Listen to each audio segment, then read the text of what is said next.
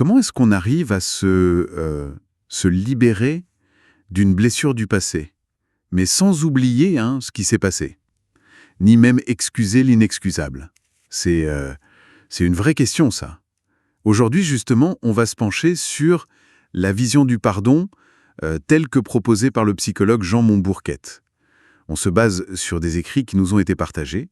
L'idée, c'est de décrypter un peu ce cheminement intérieur qui, bon, il est présenté comme exigeant, c'est vrai, mais qui promet une forme de libération, assez profonde apparemment. Oui, et le point de départ qui peut surprendre d'ailleurs, c'est que ce pardon, ce n'est pas tellement un cadeau qu'on fait à l'autre, à l'offenseur, c'est d'abord un acte pour soi. Pour soi, c'est-à-dire? C'est un peu comme si on décidait de déposer un fardeau, un poids émotionnel, la colère, le ressentiment, tout ce qui nous garde en fait prisonniers du passé, de l'offense. D'accord.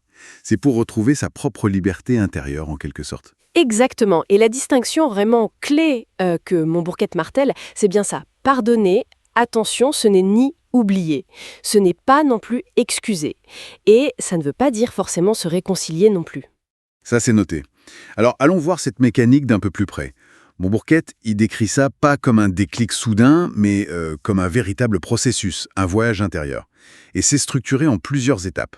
Oui, c'est ça. Les textes parlent de 9 étapes distinctes, si ma mémoire est bonne. On n'aura pas le temps de toutes les détailler, bien sûr, mais il y en a quelques-unes qui sont vraiment fondamentales. Par exemple, qu'est-ce qui ressort? Eh bien, il y a d'abord cette insistance sur le besoin de reconnaître. Reconnaître pleinement la blessure, la nommer clairement. Et surtout, exprimer les émotions qui vont avec. La colère, la tristesse, la peur. Et pourquoi c'est si important de ne pas zapper cette phase d'expression? De vraiment laisser sortir?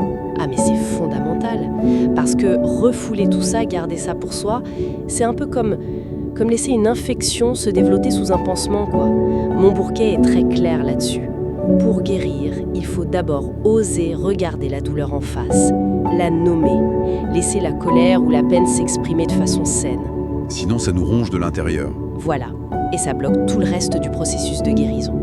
C'est un préalable indispensable. Je vois. Ensuite, il y a l'idée de se donner du temps. Ça semble logique. Le pardon, ça ne se décrète pas du jour au lendemain.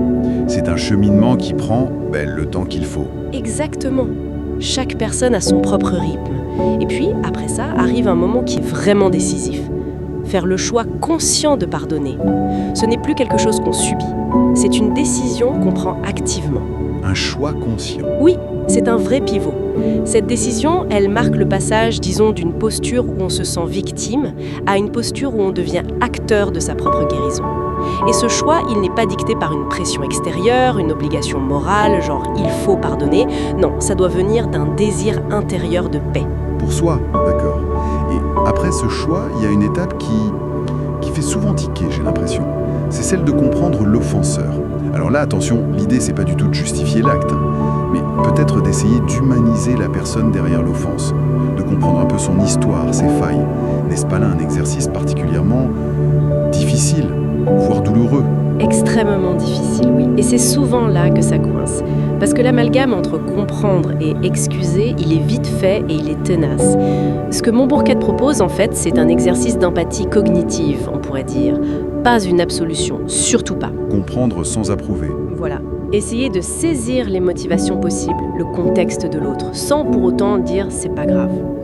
Ça peut aider à déconstruire l'image parfois très figée, très puissante qu'on a de l'offenseur.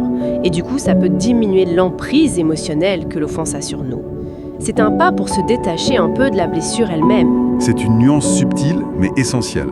Et ça nous amène justement à bien repréciser, comme vous le disiez au début, ce que le pardon n'est pas, pour éviter les malentendus. Oui, tout à fait. Et les textes sont très clairs là-dessus. C'est vraiment essentiel de le rappeler. Donc, le pardon, selon Montbourquette, 1, ce n'est pas l'amnésie. On n'oublie pas l'offense, le souvenir reste. 2, ce n'est pas excuser l'acte. Surtout s'il est grave, inacceptable, la responsabilité de l'offenseur, elle reste entière. D'accord. Pas d'oubli, pas d'excuse. Et 3, ce n'est pas non plus automatiquement la réconciliation. On peut très bien pardonner pour soi, pour sa propre paix, sans pour autant renouer de lien avec la personne, surtout si ce lien est toxique ou dangereux, bien sûr. C'est important de le dire. On peut pardonner et choisir de ne plus revoir la personne. Absolument. Et enfin, dernier point, ce n'est pas céder à une pression, qu'elle soit sociale, familiale, religieuse, qui voudrait nous imposer le pardon comme une sorte d'obligation morale. Le choix doit vraiment venir de soi. De l'intérieur. Ça pose des garde-fous clairs et, je dirais, nécessaires. Et alors, au bout de ce parcours, qui semble quand même assez exigeant, quel est le bénéfice ultime qu'on peut espérer? Au-delà de l'apaisement, qu'est-ce qu'on y gagne vraiment concrètement? Au fond, ce que Montbourquet nous dit, et c'est ça qui est peut-être le plus puissant, c'est que le pardon, ce n'est pas juste un acte de bonté un peu abstraite. C'est un outil très concret pour reprendre les commandes. Reprendre les commandes de notre vie présente, qui est souvent comme détournée, aspirée par la douleur du passé. Reprendre les commandes. Oui, c'est sortir activement du rôle de victime, ce rôle où on est défini uniquement par l'offense qu'on a subie, pour redevenir l'auteur ou l'autrice de sa propre vie. C'est se réapproprier son énergie vitale, qui était jusque-là consommée par le ressentiment, la colère. C'est une perspective forte, effectivement. Se réapproprier son énergie. Pour résumer, si on devait synthétiser, l'approche de Montbourquet, elle dessine vraiment le pardon comme un cheminement intérieur, très personnel, orienté vers la libération, la guérison psychique. C'est un acte volontaire, posé pour soi avant tout. Le but, retrouver une souveraineté sur son vécu émotionnel et faire en sorte que la blessure devienne une cicatrice, oui, mais une cicatrice qui ne dicte plus notre existence. Tout ça, ça invite vraiment une profonde réflexion personnelle. Et pour terminer, peut-être une pensée à méditer, pour toute personne qui se sentirait interpellée par cette démarche.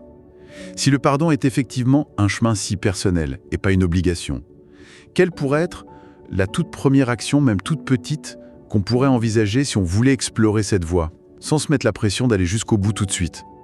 Peut-être un simple geste d'ouverture envers soi-même, qui sait?